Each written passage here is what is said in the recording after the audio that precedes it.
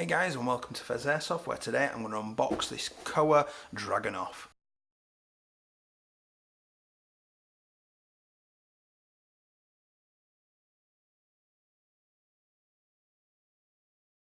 Hi guys, and welcome back. If you do enjoy my video today, please do consider liking and subscribing. It really does help me out, and it's free. So I've got another unboxing here from one of my recent orders from Taiwan Gun, and inside here is the mighty Dragunov. This is the KOER version, which is I believe a clone of the King Arms, which was obviously also cloned by A&K as well. So we'll get started. Nice plain brown box, polystyrene underneath. There's a little bit of rattling underneath, so I'm guessing things are quite loose in there. The box is literally nothing special at all. You've just got your little Taiwan Gun label, usual stuff there, labeling it up what it is, and that's literally it. So I'm not expecting masses of amazement inside. So we'll lift this up and get that out, and there it is. Now the first thing I want to tell you is this thing is enormous. It's absolutely huge. And my camera is high up as I can make it go on the tripod that I've got, and it's as zoomed out as I can be, and I still can't get it all in at the same time. That's how big this thing is, so I'll kind of keep it central. So in the box then, I'll lift this out briefly. I am impressed with that, it's looking amazing.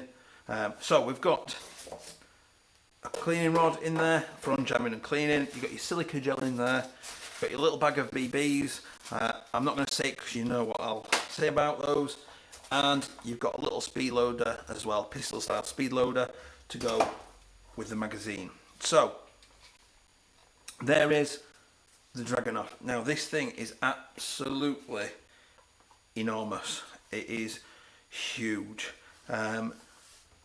It's quite light as well actually. I was expecting it to be significantly heavier. A little bit of polystyrene in there, get that out of the way. So I'll get this box out of the way. And there it is. Now this thing is absolutely enormous, but I love it. I like the matte black finish on the furniture, on the stock and the handguard. Although it looks quite nice, it does feel plasticky. There's a little bit of movement. You can probably hear that. There's a little bit of movement in the handguard, and the stock is solid. You got a cheek piece here, cheek riser, which does clip off and comes off. I'll clip that back on, so you can adjust that or remove it if you don't need it on.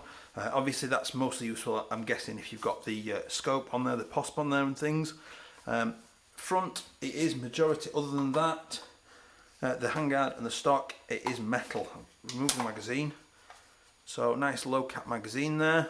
That is metal as well, it looks well made. So that's into the mag well. I'm not mega impressed with the charging handle here and the ejection port. It just looks a little bit monkey metal-esque, and if I do decide to keep this, I'm possibly looking at getting the CO2 kit for this, but we'll have a look all the same anyway. So you've got all metal flash hider or muzzle brake. You've got all metal outer barrel, into your gas block and everything. A little bit disappointed there's a bit of movement in that, but you know, everything can't be perfect. You've got your normal adjustable sight, AK style sight, which based on how far apart the sights are, it's probably going to be more accurate than the AK ones because they're a little bit too close together to be accurate at times. You've got your fire selector, 2 positions, safe and fire. The trigger, nice and light pull. The cocking handle, let's have a look.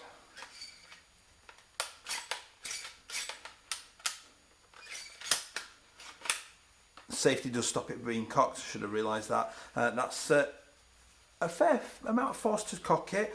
Let's hear it fire. It sounds meaty, that. It sounds quite powerful. So I'll just pop this lever down and that should release top cover, which it does. I'll get that out of the way, and there you can see the inner workings of the Dragunov.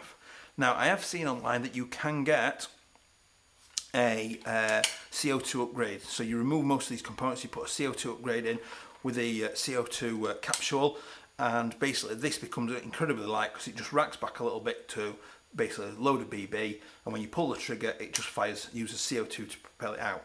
Now that's great, but the reports I've also seen about it say that particularly for UK users, the CO2 kit puts it up over 500 FPS, which is obviously something to be wary of, because the UK limits sniper rifles to 500 feet per second.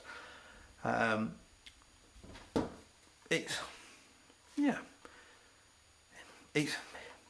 looks alright, it's not wowing me, but then I'm not a sniper. I don't have the patience to sit still long enough. I prefer to be in the thick of the battle and things, and although that's great, and to be fair, it's probably light enough that you could get away with slinging it on your back for when you do need the long range shots. I can't see me running this as my primary in any games, just because I just don't think it'll agree with me and my playing style. I'd much rather be running in. The magazine looks nice. I think it's about 30 rounds the magazine, and obviously you get the speed loader, which is quite nice as well, meaning you've got an easy way to reload. I'm guessing these are probably quite nice and easy to get hold of as well, so if you wanted extra magazines you can do. The cheek rise is quite nice. It's quite slightly padded inside, but it feels like it's just wood with the leatherette coating over the top. You know, you've got a sling loop in the back. It's fairly standard really. What I'll do is I'll take the usual photos so you guys can see this, and then I'll crack on with a disassembly video for you to have a look. The hop adjustment, is it inside? I'm not sure where the hop adjustment, there's no tools included, so I will have a look into, there's the hop adjustment. So just under the sight there's a little grub screw, and I believe that is the hop adjustment, which is not great, and it's not exactly an easy adjustment to make.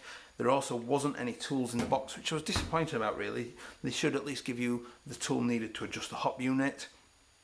So it's just something to be aware of, that you will need a hex or Allen key to adjust that. It's quite a little one as well. Probably get it from a normal hardware store or tool shop and things. It's okay. It's not wowing me. Had those been, you know, wood stock and wood foregrip, I think I'd be having a very different experience from this, and I think I'd be absolutely in love with it. I do like a good wood kit on an AK-47, so you know, a Dragunov SVD, whatever you want to call it, with a wood kit really does work for me. This is, it's a bit bland, it's a bit boring. I'm questioning the quality of the charging handle there. I can just see that being quite soft metal, and eventually it will probably just break off. So I would hope that the CO2 kit obviously wouldn't put stress on that, which would make it better, or I hope it's better quality than I think it is, but time will tell. So I'll leave the usual photos. I hope that's been helpful and useful to you. Please do like and subscribe because it really helps me out, and I will see you next time. Bye. So I've actually filmed this bit after the video ends because I forgot to comment on the chronoing of this, and I wanted to make an extra point as part of the unboxing. So I have been and chronoed this, and on 0.2 gram BB this has come out of the box at about 470 to 475 feet per second on a 0.2 gram BB, and that's the average of 10 shots with no hop on whatsoever at all. So obviously that gauges, if you're a UK user, you're right up close but not over or too close to the UK limit, so it could go up a little bit further. The other point I wanted to note is that we got a POSP scope to go on this, so this is the Chinese production, and we're finding that basically, you've possibly noticed the marks on here earlier, we're finding that basically we just can't get this thing on. It just will not go on, and it seems to get so far and then it seems to catch. So I don't know whether we're going to have to modify this railing a little bit to get it to fit, or if we're going to have to file something down a little bit in here to get it to fit. But you can see this bit here, a little bit damaged. This seems to be causing the issue when we're trying to fit it. So it's just something to be aware of, that if you do get this and you want the POSP on it, it may not fit easily. We've also tried a standard AK mount, and we're having quite similar issues as well, so we're going to look into that. Possibly a little bit of filing down, and we should get it on. When I do the disassembly video, hopefully I'll have that fitted and I'll be able to comment on that and let you know.